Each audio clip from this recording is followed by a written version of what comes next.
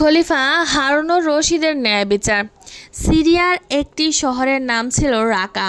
সেখান থেকে খলিফা হারুনুর রশিদের নিকট চিঠি আসলো। চিঠিতে লেখা ছিল, শহরের বিচারক 1 মাস যাবৎ অসুস্থ, বিচার কাজ স্থগিত রয়েছে।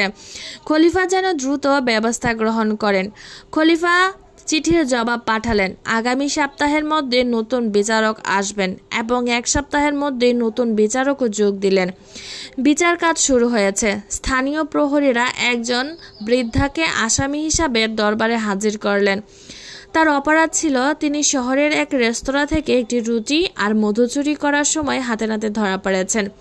বিচারক তখন ওই বৃদ্ধ মহিলাকে জিজ্ঞাসা করলো, আপনি কি চুরি করেছেন? বৃদ্ধ মহিলা বলল, জি।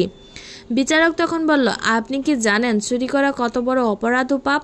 তখন বৃদ্ধা মহিলা বলল, জি। তখন বিচারক বলল, জেনেও কেন চুরি করলেন? তখন বৃদ্ধ মহিলা কান্নারত অবস্থায় বলতে লাগলো, কারণ আমি গত 1 সপ্তাহ যাবৎ অনাহারে ছিলাম। আমার সাথে এতিম 2টি নাতিও না খেয়েছিল।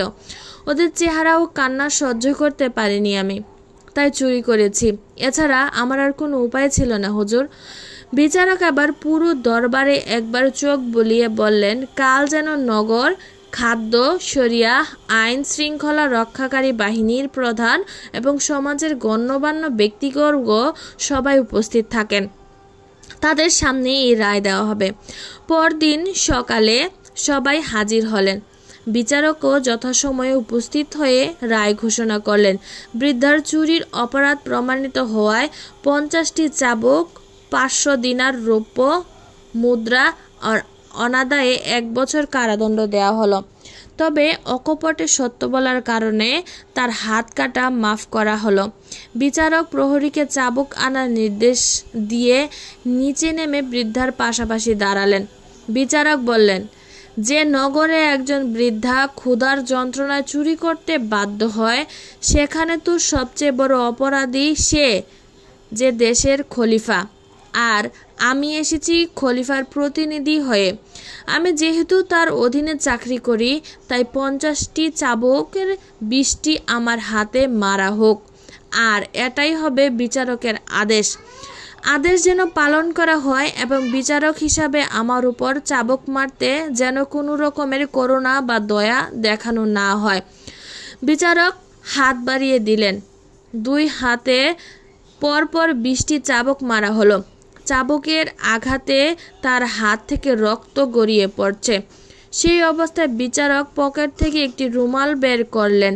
একজন বিচারকের হাত বাঁধার জন্য এগিয়ে গেলে বিচারক নিষেধ করল এবং বিচারক বললেন, যে শহরে নগর প্রধান, খাদ্য গুদামের প্রধান এবং অন্যান্য সমাজ হিতৈষী একজন অভাবগ্রস্ত মহিলার ভরণ পোষণ করতে পারে না, সেই নগরে তারাও অপরাধী। তাই বাকি 30টি চাবুকও সমানভাবে তাদেরকে মারা হোক। তারপর বিচারক নিজ পকেট থেকে বের করা রুমালের উপর 50টি রৌপ্য মুদ্রা রাখলেন।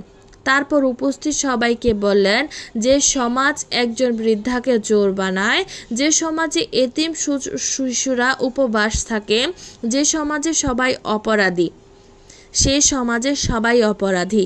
তাই উপস্থিত সবাইকে 100 দিনার রৌপ্য মুদ্রা পরিমাণ জরিমানা করা হলো। তারপর মোট 500 দিনার রৌপ্য মুদ্রা থেকে 100 দিনার রৌপ্য মুদ্রা জরিমানা বাবদ রেখে বাকি 400 দিনার রৌপ্য মুদ্রা থেকে 20টি চুরি যাওয়ার দোকানের মালিককে দেওয়া হলো। বাকি 380টি রৌপ্য মুদ্রা বিচারক বৃদ্ধাকে দিয়ে বললেন, এগুলো আপনার ভরণ পোষণের জন্য। আর আগামী মাসে আপনি খলিফা হারুনুর রশিদের দরবারে আসবেন। খলিফা হারুনুর রশিদ আপনার কাছে ক্ষমা প্রার্থী। 1 মাস পর বৃদ্ধা খলিফা হারুনুর রশিদের দরবারে গিয়ে দেখেন, খলিফার আসনে বসা লোকটি বেশ চেনা চেনা মনে হচ্ছে।